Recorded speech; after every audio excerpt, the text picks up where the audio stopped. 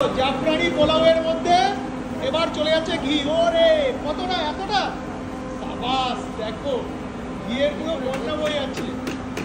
Angel catering এর ডাকে আমরা এসেছি বেহালায় একটা অনুষ্ঠান বাড়িতে, আর এখানে কিন্তু তৈরি হচ্ছে জাফরানি পোলাও, নাকি দাদা?